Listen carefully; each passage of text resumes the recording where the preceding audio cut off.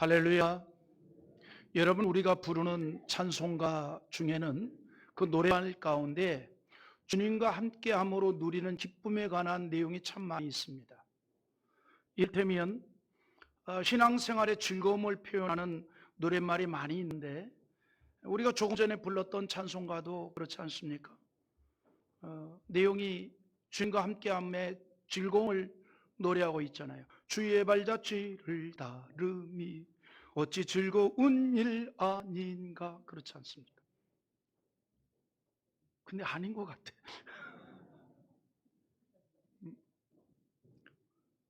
너무나 재밌어가지고 부르는 찬양 아니에요. 너무나 즐거워가지고, 너무나 즐거워서 주님을 따르는 성도의 즐거움과 기쁨이 이 찬송 속에 배어 있습니다.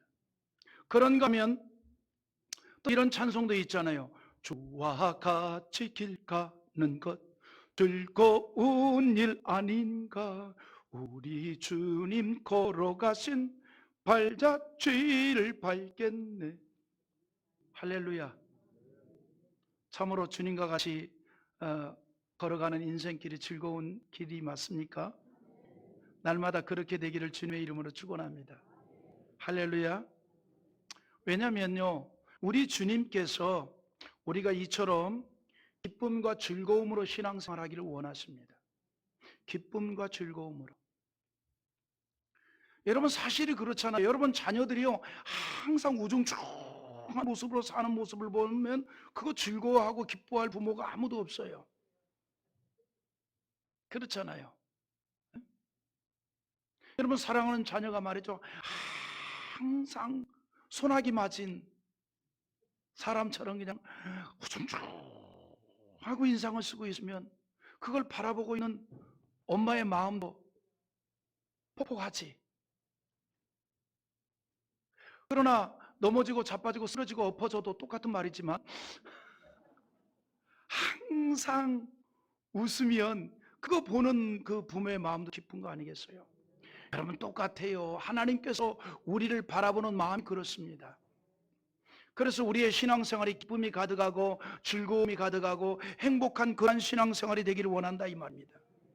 그래서 데살로니가 전서 5장 16절 이하에서 뭐라고 얘기했습니까?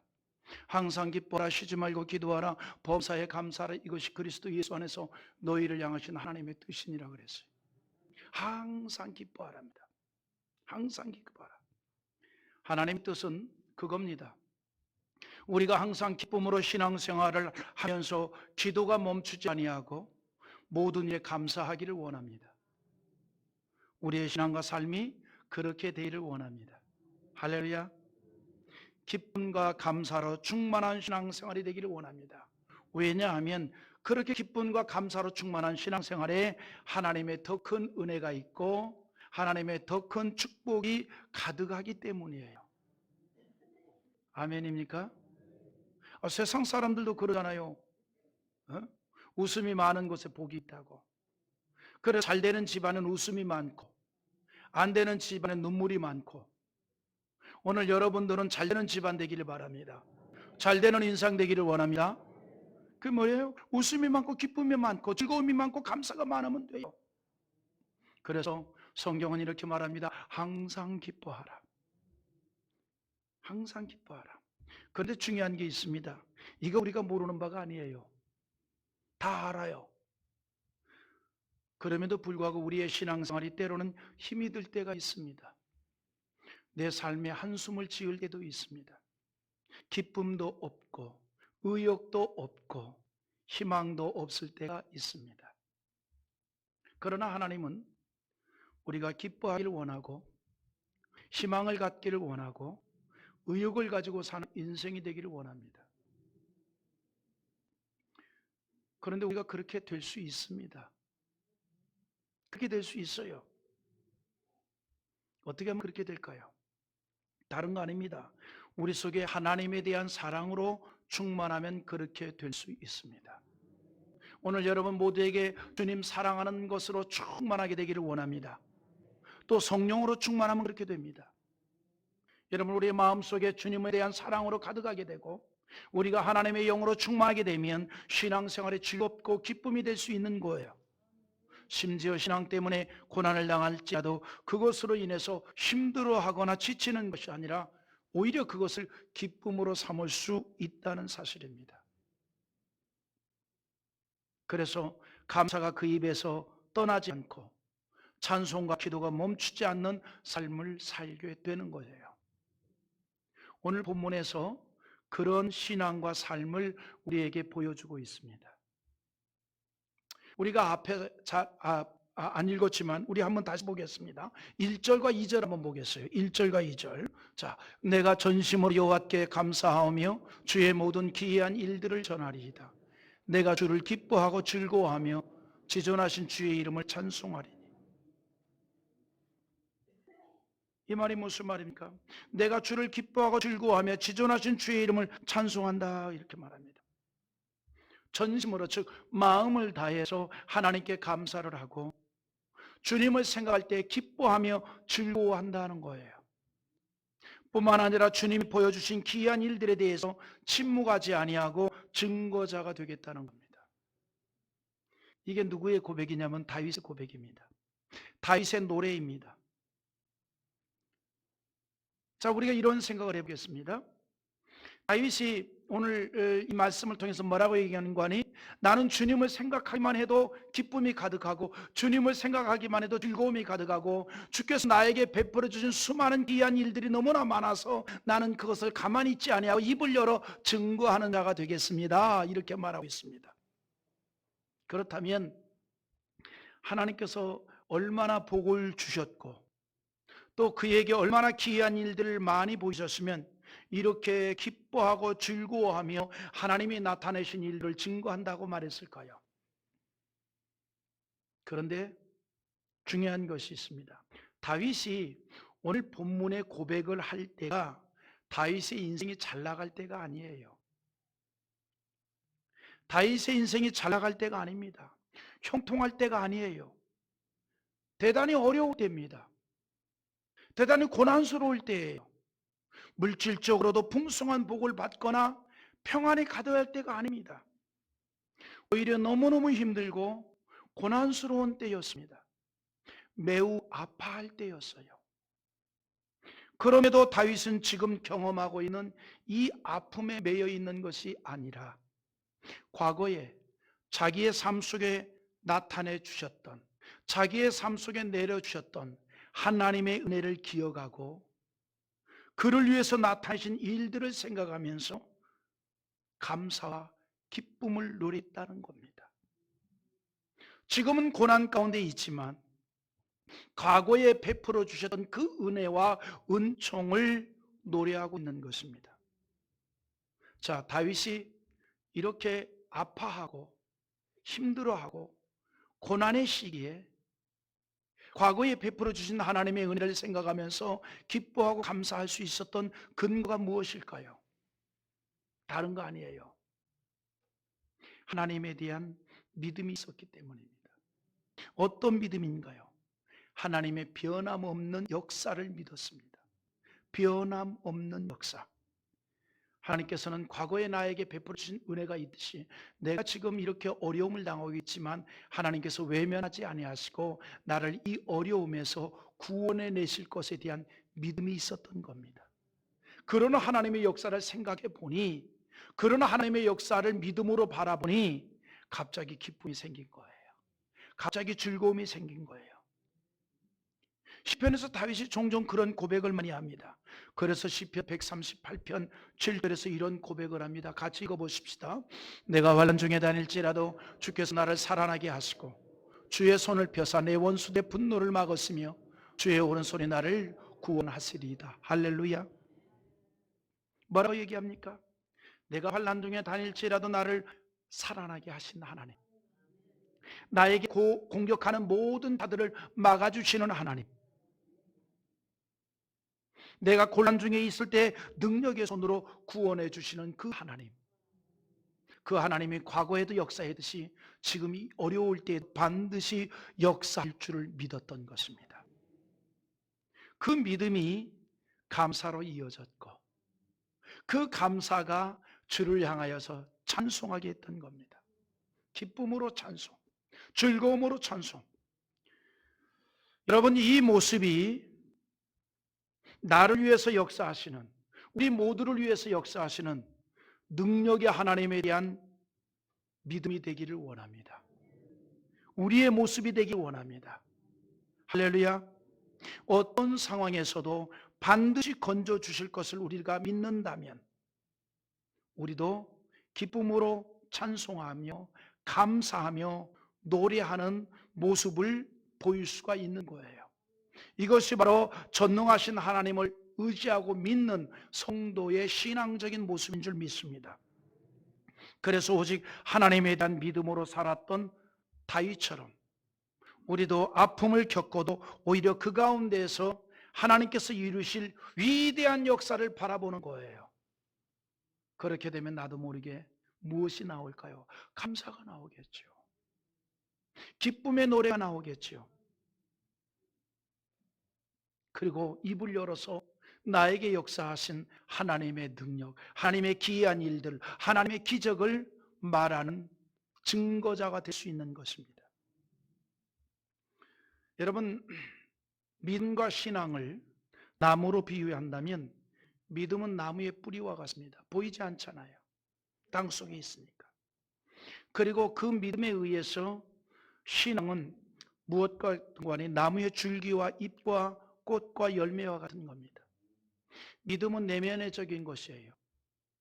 그런 내면적인 믿음이 외부로 드러나는 것이 신앙적인 것입니다. 외적인 것이죠. 여러분, 그리스도인은 내적인 믿음과 외적인 신앙을 통해서 하나님의 역사, 하나님의 능력, 하나님의 행사를 알리는 자들입니다. 여러분, 그리스도인들이 누군지 압니까? 이 세상에서 주님의 능력의 증거자입니다. 이 세상에서 주님의 능력의 증거자예요.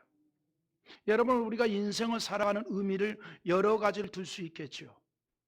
여러분, 우리가 인생을 살아가는 의미를 두잖아요.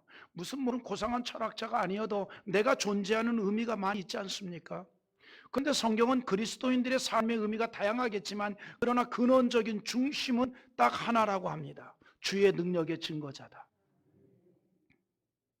할렐루야.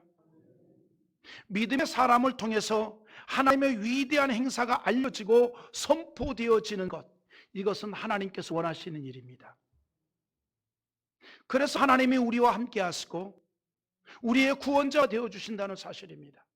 하나님이 저와 여러분을 통해서 하나님의 기이한 역사와 하나님의 능력이 알려지기를 원합니다. 그래서 그리스도인들이 누구인고 하니 하나님의 능력의 증거자입니다. 우리는 얼마든지 하나님의 능력의 증거자가 될 수 있습니다. 우리는 얼마든지 하나님의 능력의 증거자가 될 수 있어요. 나는 아무것도 할 수 없는 것 같지만 우리는 할 수 있습니다.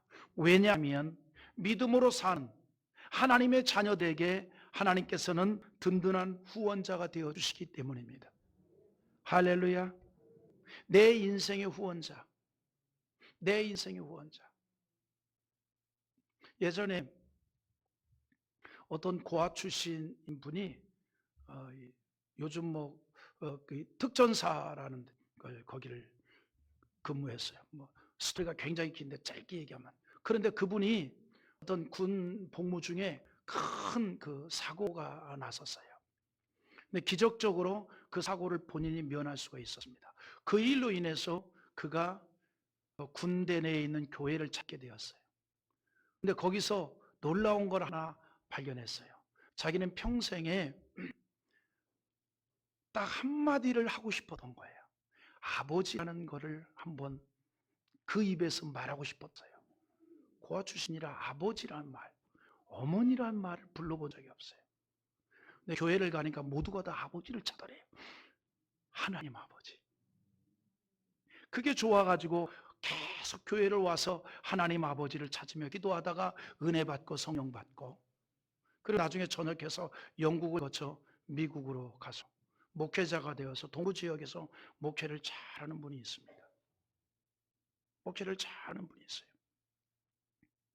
오늘 사랑하는 성도 여러분, 우리는 예수님을 통해서 주님을 만난 자들입니다. 하나님의 자녀가 되었습니다. 그리고 우리 아버지 되신 하나님께서 우리의 후원자가 되어 주십니다. 할렐루야. 내 인생의 후원자가 되어주세요. 그래서 황량한 벌판에 던져진 것 같은 나의 삶이라 할지라도 나 혼자 있는 게 아닙니다. 전능하신 하나님이 내 인생의 후원자임을 믿으시길 바랍니다. 그래서 때로는 우리를 위해서 변호도 해주시고 의로운 심판자도 되어주십니다. 내가 나를 변호하지 아니해도 주께서 나의 후원자가 되어주셔서 나를 변호해 주시고 나를 대신해서 심판해 주신다는 사실입니다. 그래서 앞에 4절을 보면 이렇게 말합니다. 주께서 나의 의와 송사를 변호하셨으며 보좌에 앉으사 의롭게 심판하셨나이다라고 했습니다. 하나님께서 믿음으로 사는 성도들에 대해서 그렇게 하신다는 겁니다. 그래서 믿음을 인정해 주시고 그의 신앙적인 의로움을 드러나게 해 주신다는 거예요. 여러분, 그래서 우리가 믿음으로 살고 신앙으로 살면 언젠가는 마치 땅속에 심겨진 싹이 이 씨앗에서 싹이 나듯이 나의 믿음의 신앙이 드러나게 하신다는 거예요. 열매가 되어지게 하신다는 겁니다. 다윗이 그 같은 하나님의 은총을 받았습니다. 그래서 하나님의 속성 가운데 공의로움이 있는데 하나님께서는 모든 일을 공의롭게 판단하신다는 사실을 알게 되었습니다. 그래서 상선벌악을 정확하게 하신다는 걸 알았습니다. 그러므로 8절에서 공의로 세를 심판하시며 정직으로 만민에게 판결을 내리시리로다라고 했습니다.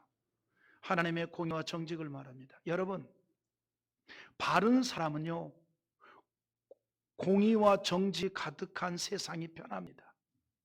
그러나 바르지 못한 사람은 공의와 정직이 가득한 세상이 불편한 거예요. 오늘 우리 하나님은 어떤 분인가니 공의와 정직으로 가득한 분입니다. 그 하나님이 우리에게는 평안이 되기를 원합니다. 할렐루야. 하나님께서 공의와 정직으로 판단하시고 심판을 하십니다. 그 공의와 정직의 기준이 뭘까요? 여러분, 하나님의 공의와 정직의 기준이 어떤 것일까요? 다른 게 아닙니다. 여호와에 대한 믿음입니다. 여호와 하나님에 대한 믿음이 공의와 정직의 기준입니다. 그래서 하나님께서는요, 누구 편에 서 있는 줄 압니까? 여호와를 의지하는 믿음의 사람 편에 서 있습니다. 할렐루야. 전능하신 하나님이 나의 편에 되기를 원하십니까? 그 하나님을 믿음으로 의지하는 자 되기를 바랍니다. 하나님은 그를 믿음으로 의지하는 자의 편에 서 있는다는 것이에요. 그러므로 여러분, 우리가 전능하신 하나님이 나의 편이 되기를 원한다면 우리가 그 하나님을 의지하고 믿는 자들이 되기를 원하는 것입니다. 여러분, 그래서 하나님께서 믿음의 사람 편에 서 있어서 천지가 개벽을 할지라도 하나님께서 그 믿음의 사람을 지켜주신다는 사실입니다. 할렐루야. 그러므로 시편 125편 1절에 뭐라고 얘기하는 줄 알아요? 같이 읽어보십시다. 여호와를 의지하는 자는 시온산이 흔들리지 아니하고 영원히 있음 같도다. 할렐루야. 여러분, 이스라엘 백성들에게 의미 있는 산이 시온산입니다. 왜냐하면 이 시온산 위에 예루살렘이 있고 그 안에 예루살렘 성전이 있습니다. 그래서 세상의 모든 산이 무너져도 시온산은 무너지지 않는다라고 생각하고 있었던 겁니다. 우리나라도 무슨 상징적인 산들이 많이 있잖아요. 가까이에는 무슨 산? 남한산. 뭐 상징적인 산들이 있잖아요. 백두산, 한라산. 백두산은 여러분 우리 애국가에도 나오잖아요. 응? 자, 그런데 이스라엘 백성들의 상징적인 산은 말이 시온산입니다. 절대로 시온산은 무너지지 않을 것이다, 이렇게 생각을 합니다. 그걸 빗대어서 여호와를 의지하는 자는 시온산에 흔들리지 아니하고 영원히 있음 같이 그 인생이 든든히 세워진다는 거예요. 할렐루야. 왜냐하면 하나님께서 자녀로 삼으셨고 하나님께서 함께하기 때문입니다. 여러분, 생각해 보십시오. 어느 부모가 자식을 외면하겠습니까? 그러나 부모가 자식을 외면할지라도 하나님은 그를 찾는 자를 외면하지 않습니다. 여러분, 우리가 간혹 부모를 지극히 섬기는 자녀의 아름다운 이야기를 들을 때도 있고 또 자식을 위해서 희생을 마다하지 않는 부모의 이야기를 들을 때도 있습니다. 제가 오래전에 이 방송을 통해서 보았던 잠깐 감동적인 이야기가 있습니다. 앞을 보지 못하는 아주 가난하게 사는 한 사람이 있습니다. 근데 그가 결혼을 했습니다. 늦지막히 나이 들어서. 그래서 아들을 낳았는데 그 아이가 3살쯤 되었을 때에 그만이야 그 아버지가 그 아이를 혼자 키워야만 하는 상황이 되었습니다. 그런데 문제가 있습니다. 그 아버지가 앞을 보지 못합니다. 앞을 보지 못해요. 그럼에도 불구하고 그 아버지는 자기 아이를 3살 먹은 아이를 16년 동안 지극정성으로 키웠습니다. 근데 문제는 뭐냐면 그 아들도 시각장애가 있습니다. 아버지도 시각장애, 3살 먹은 아이도 시각장애. 그런데 사람들이 당신도 장애가 있고 아이도 장애가 있는데 어떻게 키우겠느냐. 근데 그 아버지가 내가 키우겠다. 내가 키우겠다. 이 지극정성으로 키웠어요. 그 아이가 19살, 16년이 지나서 19살, 20살이 되던 해에 수술을 하여가지고 다행히 한쪽 눈이 보게 되었습니다. 그리고 16년 전에, 그러니까 3살 박이었을 때 자기 아버지가 자기를 어떻게 키웠는가를 동영상으로 남겨진 것을 보게 되었어요. 동영상. 어떻게 키웠는가를 그 동영상으로 보게 됐어요. 왜냐하면 그때 그 방송에서 그 3살 박이 아이를 키우는 아버지를 한번 방송에 내보내기 위해서 동영상으로 제작한 게 있었거든요. 그리고 16년이 지나서 다시 또 제작하기 위해서 그걸 이제 앞을 보게 된 아들한테 보여주었습니다. 앞서 말씀드린 대로 그때 아버지도 앞을 보지 못하고 아이도 보지 못하는데 다른 사람에게 맡겨서 키우게 하라 했지만 거부했어요. 정말 최선을 다해서 키웠습니다. 지극정성으로 키웠습니다. 그 동영상을 보게 된 아들이 뜨거운 감격의 눈물을 흘렸습니다. 앞을 보지 못하는 아버지가 자신을 어떻게 키우는가를 보았던 거예요. 여러분, 이것이 부모의 능력입니다. 이것이 사랑의 능력이에요. 그래서 사랑이 위대하다는 겁니다. 사랑으로 충만하면 모든 장애를 극복합니다. 모든 어려움을 극복합니다.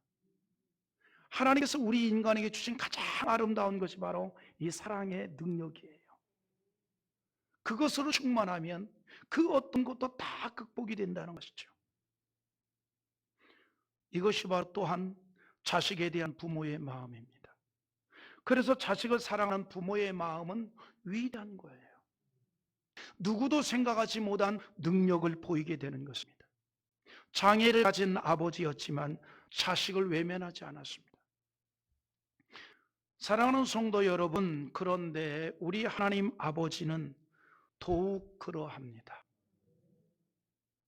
하나님이 세상을 이처럼 사랑하사 독생자를 주셨으니 이는 저를 믿는 자마다 멸망하지 않고 영생을 얻게 하려 하십니다. 하나님 아버지는 우리를 지극히 사랑하는 줄 믿으시기 바랍니다. 너무너무 사랑하는 줄 믿으시기 바랍니다. 예수님의 보혈의 은총으로 제사함을 받고 하나님의 자녀가 된 우리 모두를 하나님 우리가 무슨 일을 만날지라도 외면하지 않는다는 사실입니다. 어떤 경우에도 버리지 않습니다. 지극한 사랑과 은혜로 돌보아 주신다는 사실입니다. 그러므로 사무엘상 12장 22절에서 이렇게 말하고 있습니다. 우리 한번 읽어보겠습니다.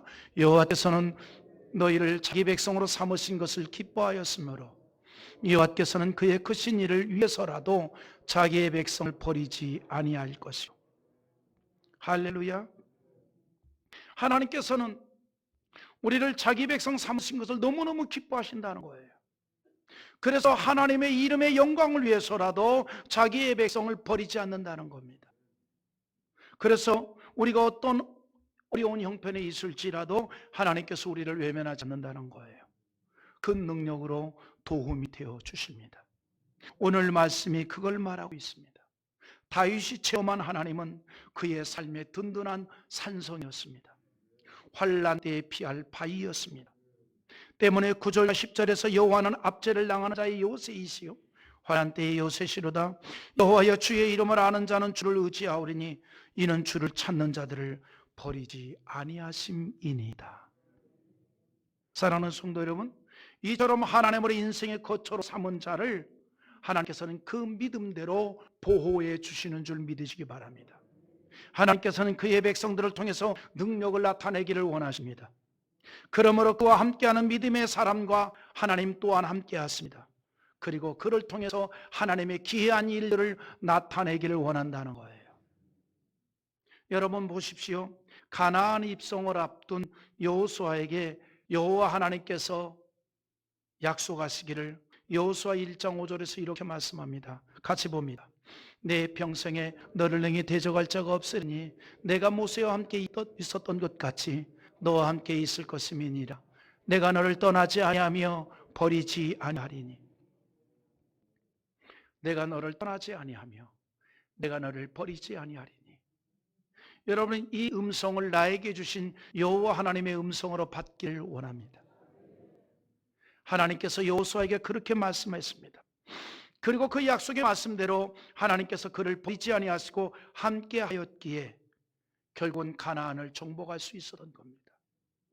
오늘 내 앞에 모든 어려움이 있을지라도 하나님이 나와 함께 하시면 정복하게 되는 줄 믿으시기 바랍니다.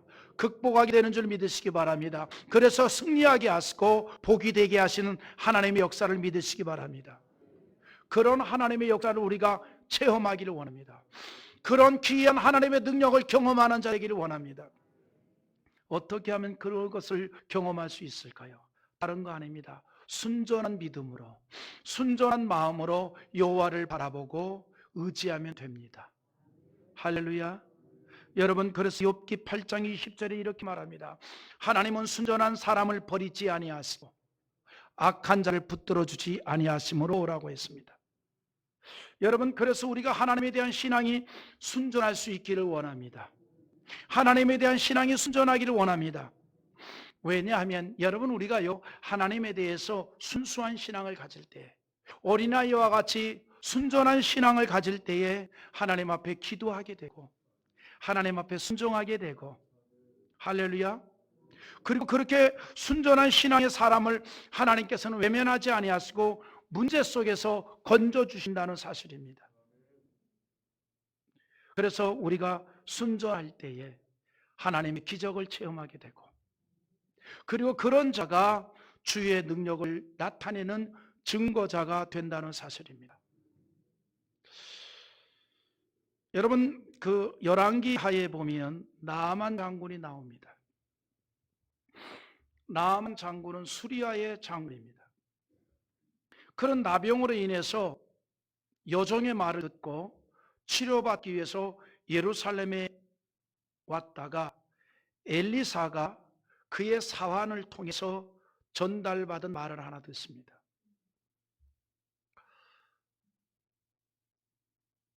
그 이스라엘에 가면 자기와 같이 나병에 걸린 자가 치료를 받다는 선지자가 있다는 말을 듣고 기대감 속에서 이스라엘에 왔습니다. 그런데 어떤 큰 걸 기대했는데 종을 통해서 얘기를 하기를 저기 가면 요단강이 있는데 거기다가 7번 몸을 좀 담그면 됩니다. 그 말을 들은 이 나아만 장군이 굉장히 분노했습니다. 화를 냈습니다. 내가 몸 담글 강물이 없어서 여기까지 온 줄 아냐? 우리 수리아에는 요단강보다 더 좋은 강물이 있는데 화를 냈습니다. 그렇지만 그 마음을 다시 내려놓고 고쳐 먹었습니다. 요단강에 몸을 7번 담글 때에 나병에서 치료를 받았습니다. 여러분, 열왕기하 5장 14절의 내용인데 한번 읽어보시겠습니다. 같이 봅니다. 시작. 하나님의 사람이 말대로 요단강에 7번 몸을 담그니 그의 살이 어린아이의 살같이 회복되어 깨끗하게 되었더라. 할렐루야. 다시 말씀드리지만 라마는 수리아 왕의 최고의 신임을 받던 대장군이었습니다. 그런데 그를 수행하는 이 종들의 말을 듣고 그가 이제 분노했지만 엘리사가 지시한 대로 요단강에 몸을 7번 담갔습니다. 무슨 얘기냐면 그 요단강에 몸을 담그는 그 순간만큼은 순전했다는 겁니다. 그 순간만큼은 순수했다는 겁니다. 그리고 그 순전함은 기적을 보게 된 겁니다. 하나님의 능력을 경험하게 되었습니다. 여러분, 후에 이 나만 장군의 사건에 대해서 예수님께서 언급을 하셨어요. 뭐라고 언급한 줄 압니까? 누가복음 4장 27절에서 하신 말씀인데 또 읽어보겠습니다. 또 선지자 엘리사 때에 이스라엘에 많은 나병 환자가 있었을 때 그 중에 한 사람도 깨끗함을 얻지 못하고 오직 수리아 사람 나만 뿐이었느니라. 주님이 하신 말씀이에요. 엘리사 선지 때에 이스라엘에 많은 나병 환자가 있었는데 그 중에 한 사람도 깨끗함을 받지 못했다. 그러나 깨끗함을 받은 자가 있는데 그는 이스라엘 사람이 아닌 이방 사람 수리아 사람 나아만이었다는 거예요. 그 나아만이 고침을 받을 수 있었던 것은 엘리사의 말을 듣고 순전한 믿음을 보였기 때문입니다. 여러분, 이처럼 순전한 신앙의 사람이 주님의 능력을 체험하게 되고 증거자가 되는 줄 믿으시기 바랍니다. 그래서 주님께서도 말씀합니다. 우리가 하나님의 나라에 들어가려면 어린아이와 같이 순전한 자가 되라. 오늘 여러분, 우리가 주를 향하는 우리의 기도가 순전한 기도가 되기를 원합니다. 주를 의지한 우리의 믿음이 순전할 수 있기를 원합니다. 그런 순전한 곳에 하나님의 기적의 역사가 나타나게 되는 것입니다. 사랑하는 성도 여러분, 하나님의 백성들, 우리 그리스도인들은 보통 사람이 아닙니다. 특별한 인생입니다. 왜냐하면 전능하신 하나님이 함께 하시고 또 그를 통해서 영광 받기를 원하시기 때문입니다. 저와 여러분에게 하나님 함께 하는 줄 믿습니다. 저와 여러분을 통해서 영광 받기를 원하는 줄 믿으시기 바랍니다. 하나님께서는 우리가 하나님을 증거한 도구가 되기를 원하고 축복의 통로가 되기를 원하는 것입니다. 그래서 우리가 주의 능력의 증거자가 되기를 원합니다. 이 일을 위해서 주께서 우리와 함께 하시고 우리를 붙잡아 주시고 고난에서도 극복하게 하시고 어려움에서도 건져 주시고 우리의 인생길에 축복해 주시는 하나님인 줄 믿으시면 아멘합시다. 그래서 우리가 무슨 일을 당할지라도 함께 하시고 구원해 주시는 거예요. 우리는 이제 그 하나님의 역사를 믿음으로 소망하며 찬양하는 자 되기를 원합니다. 그러므로 11절에서 이렇게 말합니다. 너희는 시온에 계신 여호와를 찬송하며 그의 행사를 백성 중에 선포할지어다라고 했습니다. 여러분, 우리가 오직 여호와 하나님을 의지하는 믿음을 가지고 신앙으로 살 때에 우리의 삶의 현장은 하나님의 기적의 현장이 될 수 있습니다. 정말 여호와 하나님을 의지하는 순전한 믿음으로 나가는 자, 그 삶의 현장이 바로 기적을 만날 수 있는 현장이 된다는 겁니다. 그리고 하나님의 능력을 체험하는 공간이 될 수 있습니다. 그리하여 우리가 하나님의 모든 행사를 만민 중에 증거하는 선포자가 될 수 있는 것입니다. 그러므로 여러분, 우리가 무엇입니까? 하나님이 함께 하시는 주의 능력의 증거자입니다. 우리가 누구인가요? 주님의 능력의 증거자. 오늘 여러분의 삶의 현장에서 하나님의 귀한 일들이 자주 나타나기를 원하고 자주 만나기를 원하고 그래서 여러분들을 통해서 하나님의 능력이 증거될 수 있길 주님의 이름으로 축원합니다.